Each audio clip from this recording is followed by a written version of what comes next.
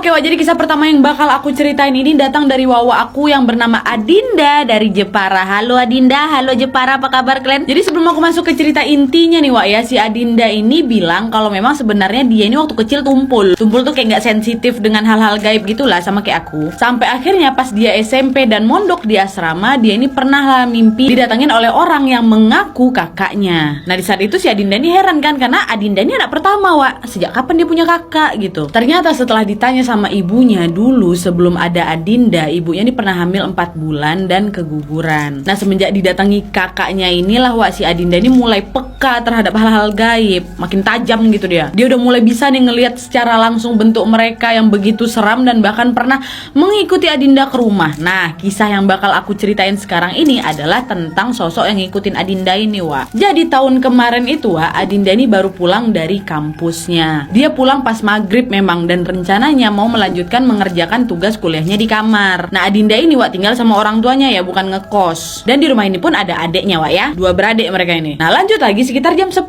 malam waktu lagi ngerjain tugas itu Adinda lapar mau makan. Nah karena nggak ada makanan pada saat itu di rumahnya Wak, dia pun keluar rumah lah dan jalan ke warung di dekat rumahnya yang memang masih buka pada saat itu, buat cari makanan atau mie instan aja lah buat ganjel perut ya kan. Nah waktu mau jalan ke warung itu ada pertigaan. Nah pertigaan gang tempat tinggal Adinda ini emang agak seram Wak, karena memang lokasinya ini berada di dekat bekas rumah yang memang udah dibongkar dan masih tersisa sumur, yang di sampingnya ada pohon rambutan Wak, dan posisi daun-daun pohon rambutan ini memayungi jalanan gitu, kebayang ya. Nah karena rumah tersebut udah nggak ada kan, udah dibongkar tuh, jadi lahannya pada saat itu udah dijadikan kayak kebun pepaya gitu. Nah awalnya pas Adinda lewat gang tersebut buat ke warung ya, dia belum ngerasain apa-apa nih. Tapi Wak pas udah mau balik nih, mau belok ke gang itu, Adinda ini tiba-tiba aja ngerasa kayak ada yang manggil dia gitu, Adinda. Nah pada saat itu si Dinda ini mikir kalau orang warung atau penjaga warung yang lagi manggil dia kan. Dia tengok ke belakang, nggak ada siapa-siapa Wak, bahkan warungnya pun udah mulai mau tutup. Nah udahlah kan, dia lanjut jalan lagi nih. Kemudian pas udah masuk gang dan tepat di bawah pohon rambutan itu Wak, Adinda ini ngerasa kalau cincinnya hilang. Lepas aja gitu dari tangannya, entah kemana. Dicari lah sama dia kan, pokoknya cincinnya harus ketemu, karena cincin itu tuh cincin kembaran dia sama sahabatnya, jadi kayak tanda best friend lah gitu. Dicari-cari gitu ke tanah kan, sampai turun ke selokan Wak. Bahkan dia pun sempat nyingkap daun-daun kering tuh, siapa tahu ketendang sama dia ke bawahnya ya kan. Berani kali pula ya Allah. Dari cari terus sama dia nggak ketemu kan Wak. Setelah sekitar 15 menit lah si Adinda ini nyari-nyari, dia istirahat bentar, capek, pinggangnya pegal, udah ngebungkuk-bungkuk dari tadi kan nyari si cincin itu, sampai keringetan dia itu Wak. Nah di saat si Adinda ini ngelap keringat di dahinya, tiba-tiba dia ngerasain ada dingin logam di dahinya. Jadi kan dia nyeka keringat di dahi itu Wak pakai tangan kan, ada kerasa kayak dingin logam. Waktu dia tengok ke arah tangannya, ternyata cincinnya masih ada di jari dia. Lah mikir ya kan, lah terus aku dari tadi bungkuk-bungkuk sampai turun-turun ke selokan ini ngapain? Ternyata cincinnya ada di tangannya. Tadi dia tahu persis kalau cincin tuh hilang gitu Wak. Dah nyawanya. Sampai sekitar ya beberapa detik lah itu si Adinda sempat marah-marah sendiri kan, nyalahin diri dia sendiri. Kok bisa hilang kau? Apa aku yang salah tengok? Tapi aku yakin kali tadi nggak ada di jari aku. Nah pas inilah Wak, dia mulai ngalamin hal aneh selanjutnya. Karena tiba-tiba aja ada tetesan air dari atas ya, kayak tetesan air hujan yang paling kecil lah gitu Wak. Dia lap muka ya karena dia basah kan. Waktu dia julurin tangannya ke depan, kayak nadahin tangannya nih, dia nggak ngerasa kalau hujan turun, tapi muka sama rambutnya udah basah Wak, macam hujan ada di atas kepala dia aja nih. Nah tangannya ditadahinnya nggak ada setetes air pun, jangankan tetesan air Wak, embusan angin dingin pun nggak ada gitu. Disitulah si Dinda udah mulai was-was kan, ditengoknya lah kira ke atas pohon. Set. Dan kalian tahu apa yang dia lihat Wak? Adinda lihat ada sosok mbak-mbak, bajunya putih lusuh Wak, ada bercak darah itu. Lagi bergelantungan dengan kepala di bawah dan rambutnya itu menjulur ke bawah. Kalian tahu kan? Jadi kayak kelelawar. Kepala di bawah tanpa tangan tapi Wak, kayak kelelawar bergelantungan. Wajah si mbak-mbak itu pucat Wak, kebiruan. Bahkan mata sebelah kanan itu kayak mengeluarkan darah dan berbau anyir. Si mbak Kunti yang bergelantungan itu ngapain ya? Senyum dia ke arahnya siapa itu? Si Adinda. Dia senyum ya kan, rambutnya yang basah nih tetap mengeluarkan angin air. Terus ngapain dia? Dia bayun-ayun pelan itu Wak, ngayun-ngayun, nggak ada tangan, nggak ngayun-ngayun deh. Sambil bilang apa? Hai manis, pinjam selimutnya dong. Bisa nggak kalian bayangin? Ada bilang, hai manis. Aduh ya Allah, kebayangin ya Allah, maafin aku. Kalian bayangin aja, takut kan? Apalagi si Adinda langsung lemas dia Wak, mau nangis tapi nggak bisa, lari juga udah nggak bisa, lemas kali kaki ya. Mau teriak pun nggak ada tenaga Wak, nggak ada tenaga. Dia cuma bisa apa ya? Jalannya sempoyongan gitu pelan-pelan sampai ke rumah Wak.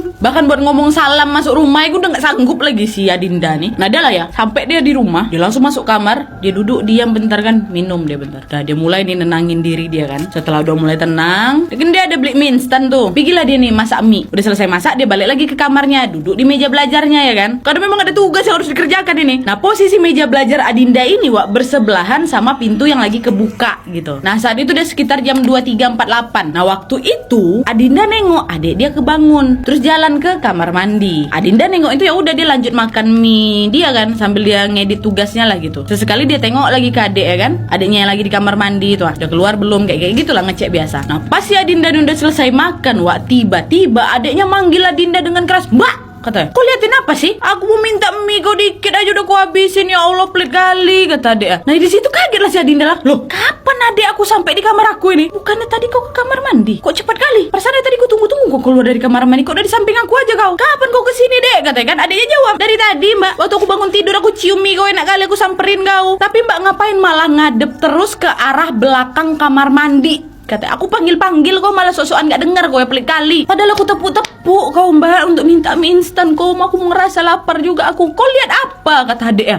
Terkejut lah si Adinda kan. "Hah? Aku dari tadi di kamar loh. Kalau ini kata adiknya terus tadi ke kamar mandi siapa?" Dan kalau adiknya memang dari tadi di samping dia, kok dia nggak bisa ngelihat apapun. Jangankan lihat Wak, denger aja enggak. Dan terus yang dilihat adiknya ngadep ke arah belakang kamar mandi itu siapa? Jadi adiknya si Dinda ini ngelihat Dinda lagi ngadep pintu kamar mandi ya kan. Kesian kebulu adiknya nak minta makan, mbak dia ngadep ke kamar mandi. Padahal si Dinda jelas dia lagi makan lahap aja itu Wak di depan laptop dia. Jadi kayak ada dua setan gitu nggak sih? Adinda nengok adik ke kamar mandi, padahal adik di sebelah dia. Adiknya nengok si Dinda pergi ke kamar mandi, padahal Dinda dan meja belajar dia kan. Nah di saat itu Adinda milih buat diam aja daripada adiknya takut ya kan. Dibilangnya lah kata, "Udahlah, nggak tahu mbak tadi ngapain ya," kata. "Udah sana balik tidur, nanti kok susah pula bangun subuh. Tidur sana," katanya kan. "Dah lah balik lah adik naik ke kamar, kesian lah aku nggak dapat mie rebus kan, enak kali padahal itu." Dah Adinda pun ya epicnya dia tetap ngelanjutin tugasnya Wak. Kalau aku tinggal itu tetap dia lanjutkan deadline mungkin. Di keheningan malam itu cuma ada suara keyboardnya si Adinda aja. Dah sampai jam 1, 2, 3 pagi Wak, tugas Adinda pun hampir selesai, tinggal kurang bab kesimpulan sama penutup aja kan. Nah karena tugas tersebut memang harus dikumpulkan sesegera mungkin, jadi mau nggak mau malam itu Adinda ini harus menyelesaikan tugasnya. Nah nggak lama sekitar itu jam 1.43 pagi Adinda ini udah mulai ngantuk kan. Akhirnya pergi dia ke dapur, dia bikin kopi hitam nih biar melek matanya. Nggak lama dia bikin kopi tuh, cuma beberapa menit lah, bahkan nggak sampai 5 menit. Dah dari dapur dia balik lagi ke kamar. Nah pas lagi naruh kopi di atas meja belajar itu, kalian tahu, langsung nangis seketika si Adinda ini Wak, nangis dia kejar. Nah kenapa dia nangis Nat? Jadi Wak, aduh ya Allah nyeseknya, file Microsoft Word-nya si Adinda ini, tugasnya si Adinda itu bersih, nggak tersisa. Dicoba itu kan Ctrl Z kan untuk nge-undo gitu nggak muncul tulisan Adinda yang udah sepanjang tadi tuh. Bahkan judul dokumen Microsoft Word-nya itu juga tidak bertuliskan judul tugasnya, hanya bertuliskan dokumen. Kalian tahu kan yang Ctrl New File New Microsoft Word baru dibuka, kayak gitu. Gimana nggak nangis kejar si kawan ini Wak? Tugas tuh udah harus segera dikumpulkan. Dia udah jungkir balik semalaman ngerjain tugasnya, malah diisengin kayak gitu. Kamar dia nih kosong Wak, pintu depan terkunci, bahkan kamar-kamar lain pun ketutup. Kalaupun ada orang dia pasti akan tahu karena kamar dia ini selurus sama dapur. Dan dia juga lihat kok laptop itu masih hidup gitu Disitulah si Adinda ini pun berasumsi bahwa mbak-mbak yang bergelantungan tadi lah yang udah ngapus file tugas dia ini. Gak lucu mbak kau, aku bayangin tuh gimana nyesek, udah capek-capek bikin skrip ke kontrol Adel sama dia, kurang aja. Di situ mau nggak mau ya Adinda harus ngulang lagi lah tugasnya dari awal kan Wak ya. Dan nih udah dimulai lah lagi dengan terkantuk-kantuk itu dan masih menangis dia kan. Nah sekitar 10 menit si Adinda nih mulai ngerjain tugasnya lagi Wak. Tiba-tiba ada yang manggil dia, Mbak, kata, "Dingin," dengan suara yang lirih gitu. Kok aku merinding ya? Waktu dengar itu si Adinda pun merinding juga Wak. Karena kalau keluarga dia yang manggil pun pintu kamar tuh ketutup semua, nggak ada yang kebuka. Jadi nggak mungkin kan dia bisa dengar suara itu Dan dia yakin itu bukan suara adeknya, bukan suara ibunya, apalagi suara bapaknya. Nah terus setelah itu jendela kamar Adinda tuh tiba-tiba diketok 1 kali, tok gitu. Dan dilanjutkan setelah beberapa detik sebanyak 4-5 kali ketukan. Ya, karena penasaran kan si Adinda, dia cobalah lihat keluar. Kali aja mungkin maling. Berani kali kok Dinda. Terus pas si Dinda buka ordennya Wak, ternyata dia ngeliat Mbak Kunti tadi itu yang dia lihat di pertigaan gang. Ternyata Mbak Kunti itu ngikutin Adinda ke rumah Wak, dengan posisi yang sama, ngegelantung terbalik ini kepala di bawah kaki di atas, dengan suara tetesan air. Tok, tok, gitu dan sambil berkata, "Mbak, dingin." Dia dengar